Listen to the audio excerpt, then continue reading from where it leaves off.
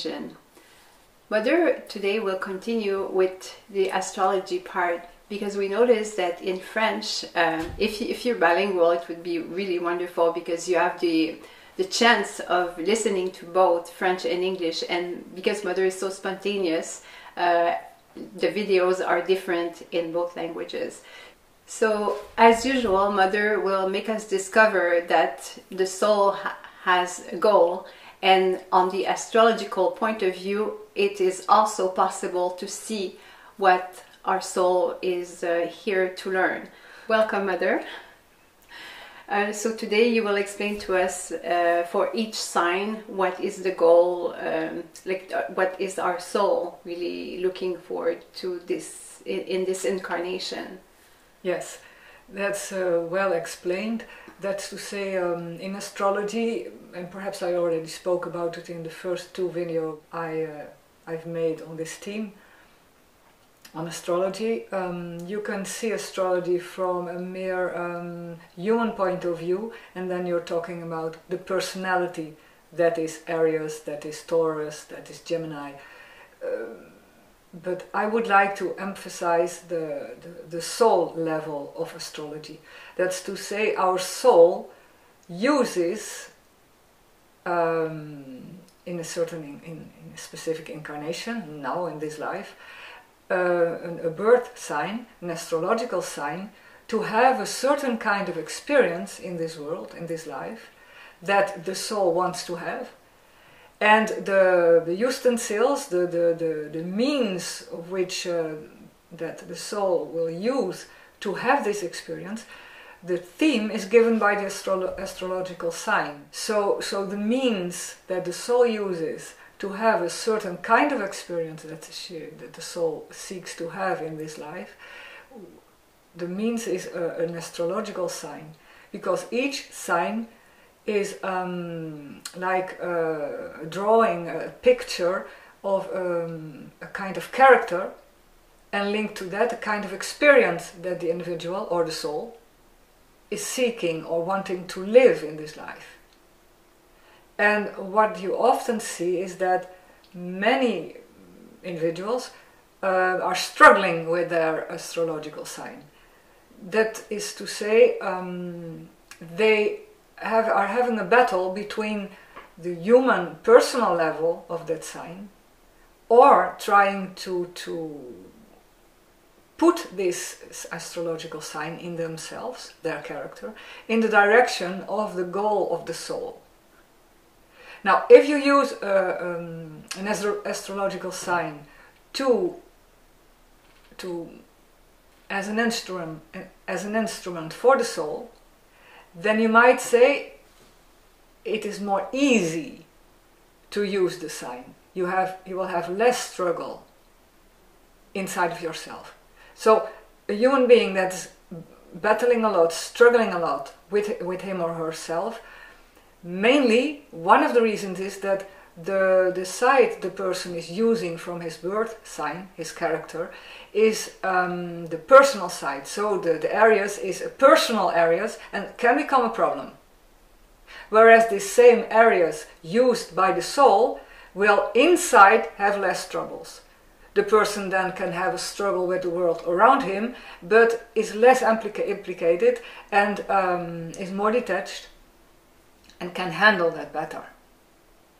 That is the magic of astrology. So astrology, an astrological sign, is more a problem for the personality than for the individuality. That's a very strange phenomenon. It's a paradox. So as long as I'm identified to my physical body and myself as a personality, if there are problems, the problem is the birth sign that is used on a level that's too low, on the human level. When the soul uses the same psychological makeup, she will make better use of it. So you can say the goal of a human being is to put his character and his behavior, the astrological sign under which he is born or she, to put that in service of the soul. And many problems, psychological problems, will solve. Could you give us an example? Yes. If we start with Aries, you can say Aries people can become very difficult for themselves because they are fighters. If they keep the struggle inside, they start fighting against themselves and can become, even on the outside, very violent and difficult to handle, and they can become tyrants or aggressive, or they put the whole surroundings under pressure because something in themselves is not working. And when they can link up to the soul in meditation, for instance, the soul will take over this very violent energy, because an Aries is a fire sign. This energy that for the human part of us is very violent and very strong. And it suddenly becomes a very useful tool for doing tasks in this world where you need independency, or opening up something, or creating a new road, or taking away old structures and building something new. So the Aries energy is something linked to independency, standing on your own feet, taking new directions, going a new path, opening up new directions, being innovative. As long as the individual keeps it too close to himself and cannot find a way of working with it in the world, but it becomes his struggle, his fight, then it can be a problem. But when he can put this in service of the soul will give it a place in the world. Of course, that kind of people will be uncomfortable for their surroundings, because they want something new, and many people would like things to stay the way they are. But if they put this energy in service of something they feel that's asked from them, and they have to do that in service of this world, even though there will be people around them that will not like it, it's not the problem of the Aries himself. He does what he feels very profoundly that he or she has to do. And this energy is needed, is necessary in this world. Even though for some people it will not be nice, because they have to give up their old patterns and their old schemes of living and behavior, and they have to accept that it's time for renewal. But that's not the problem of the Aries. If the Aries is acting out of this inner feeling, that's what I'm asked to do.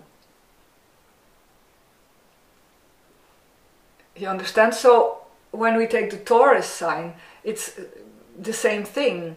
A Taurus sign that is acting out of his mere personality, the human level, can be very stubborn, very difficult, one of the most difficult signs to change.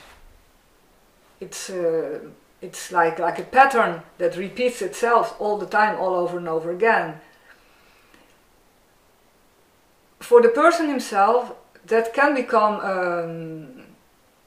a hindrance when it's the same pattern all over again. It can even chase the surroundings. People, there's no renewal in it. It's like an old environment where fungi starts to grow and it smells bad because it's getting old. Whereas if this energy is put in service of the soul, you suddenly see that this same Taurus becomes wonderful. If it's for keeping things that have to be kept, they are very good for conserving things that need it, that we still need. Because there are things also in this world. You have museums, you have all kinds of things that are from the past that are very valuable. And that can still do a certain time for us. Well, then the Taurus is wonderful, because the Taurus feels a strong connection to things that exist. That might be from the past, a closer or a further away past. But the Taurus is about preserving. It keeps things easily the way they are, it is. It's a conservative sign. but we need people also in this world that can face each day to do things that have to be done in more or less the same way each day. People that innovate, like the Aries, we need on other places. So each sign has its own role. Yes, each sign has its own role, has its own part to play in the big play of the world. Now, the art of living, you can say, is to put each sign there where it's needed, where it really has its surroundings to perform and to be itself. It's really like doing teamwork. Like yes, you need everybody. Yes. You need a Taurus on a place where the things, they have to be done each day more or less the same way, and they are there to guarantee that it's done each day in that way, and that it's done because it's an earth sign and they are very concrete.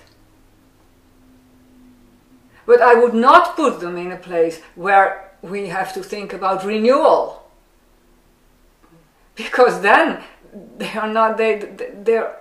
can't do anything with that.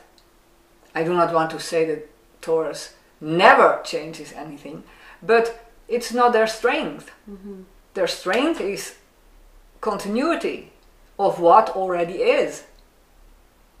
It's like taking care of the material. Yes, they take very good care of material things, of what exists. It can be administration, it can be whatever you want. It's a principle. So you have to put them there where they need it. And that's basically with any sign, the idea that you have to keep in mind. If you put a certain structure, a character, in a place where it's not fitted, it will not work. That's what you have to know.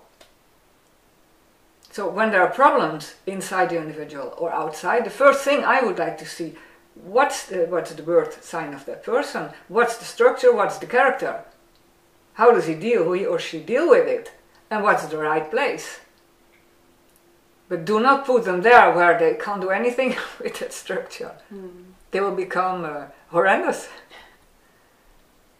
So if we go on, the Gemini, that are persons that they are very social. They like socializing. They like a lot of contacts with people. They like to communicate. That can be more or less profound. But they're, in one way or another in their life, the goal is to communicate. Now, if you put those people all alone behind the desk, that will not work. Then they will be on the telephone all day long. And you ask yourself if they're doing their work, because that's not what they came for. They have to write or they have to copy, but that's not what they're made for. That's not what they're made for. They're made for communication, for socializing, and even if it might, sometimes it might happen in life that even a Gemini can come in a period when communication is less available or possible. If that happens in the life of a Gemini, the only reason is that they have perhaps to change something in their way of communicating, or they have to construct a new area of communication. Perhaps they need to make new friends, or to learn to communicate in another way, or they have to learn another language, or there's something in the way they communicate, or the people they communicate with, that has to be changed. That might be the reason why a Gemini at certain periods is without contact with an outer world. But that does not mean that the basic reason why they are there is communication. It still is there, the call, the inner need to do that. And that's what they're made for, and that's what they should work on in one way or another. Even on periods in their lives when they have less outer ways of communication. Perhaps it's the inner communication that has to be more worked on. That's also possible. So the communication with the higher worlds, or with their soul, or whatever. But the main principle is still there. Then we have the Cancer. the fourth sign. Here we talk about nurturing in any kind of way. So a Cancer, his quest is what kind of food, symbolically and also that can be concrete, do I give to myself and to others? And what does it mean to feed? Are we only fed by bread? Or are other things in my life feeding me? That can be music, it can be colors. What is the idea behind food on many levels? Food I take, the intake of food every day, or how I feed others around me, or how I feed people on the psychological level. What do I give them? That is a typical Cancer kind of quest. And or also the idea, and if I do not have food, or if I do not give anything to the outer world, if there's no connection, that can also be part of their quest. Kind of fasting on the emotional level. They will see, a Cancer will see that food is closely linked to the emotional level. It's not just physical food. It has to do with my attachment to physical food, and that attachment is emotional. And the way somebody eats or is dealing with food and what he gives to others or does not give to others, it's easily said in a few words, but for a Cancer this is a whole quest of a whole life. What is this food I experience, I give, I receive? I can even breathe it through the air. That is what they will see. They can have diabetes and be confronted through diabetes with food. There are many, many ways they will deal with this subject. But it has to do with food, feeding, receiving food, but even other kinds of food, invisible kinds of food. Music can feed me. So their goal would be to figure out what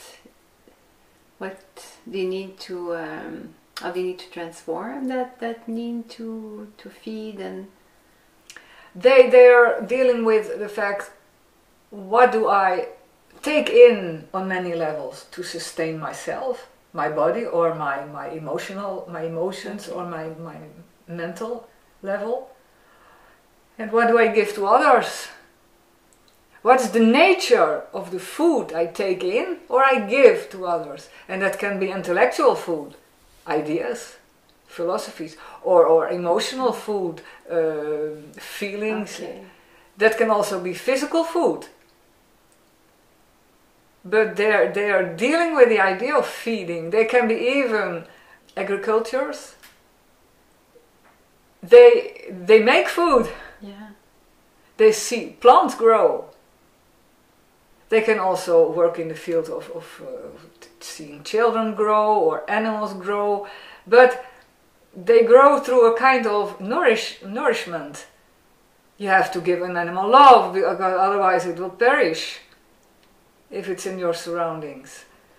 So it can even be the quest of love as a kind of food. It's very vast, very broad, and it's very deep. But now each Cancer will not go so far. But you will see, in some way or another, food is an important subject in their lives. That's seen on many levels. But so their goal is to know, to understand that? Yes. Okay. Their goal is to understand the nature of food, feeding, nourishment, giving, receiving, the importance. If you're not a Cancer, you can't understand that, perhaps. But they know. I know I have difficulties to understand, but I think I'm getting closer and closer to. Yes. It's a very strange phenomenon. Yeah, I think isn't it the most difficult sign to understand? No. That depends on your own sign. Oh, okay. Okay, so you're saying it's difficult for the air sign? For me, it's not so difficult. Yes. But I can very well understand that for other signs it's difficult. Yeah. You understand? Yes. It depends on if the the domain of their interest is very close to you or not. If you're a sign that's merely in living on the level of ideas, well, if a Cancer, in spite of everything, is also quite idea-like, then you have a common ground. Yes, but it's not always. Okay. So thank you. So we'll continue with another. With the lion. Yes, it's going to be the lion, the next one. So we're not forgetting anyone. And don't worry if you don't understand. It's so difficult sometimes to understand other signs, particularly. Isn't it air and water that's the most difficult? No, air and water are opposites in the element, the nature of the elements. Yes. You also have earth and fire that are a bit looking at each other in a strange way, but they can find a common ground if they seek. But it's true that they are different. They are quite different, and that's the way it is. Yes, and this is going to help us. So thank you, Mother, and thank you for watching. And we'll see you for the next part. So we're just going to start with lion, and we'll continue until the 12th sign. So listen to the nice song that follows, and watch also the website for Lightlink Art, Lightlink Music, to listen to all the other songs of the group Mother. So have a really beautiful day, and we'll see you very soon for the next video. Bye. Millions of years have gone by since you put your first steps on the earth. Millions of years have gone by since you first came here to birth. Millions of times you've watched it, things and people passed away. Millions of times you've watched it, nothing ever stayed. How come you still can't give up this illusion? How come you still prefer to dream?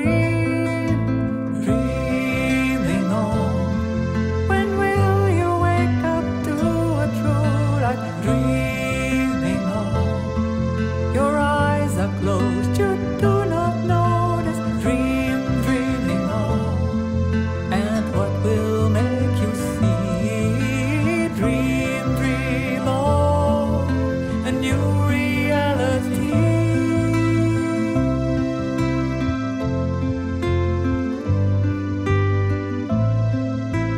So many times you've played them roles in dramas human made. So many times you've changed them, costumes, scenes and names. Each time again you try to make the most out of the subject. Each time again you try to seize the winning game. How come you still can't give up this illusion? How come you still prefer to dreaming on? When will you wake up to a true light? Dreaming on, your eyes are closed, you do not notice. Dreaming on, and what will make you see? Dream on a new reality.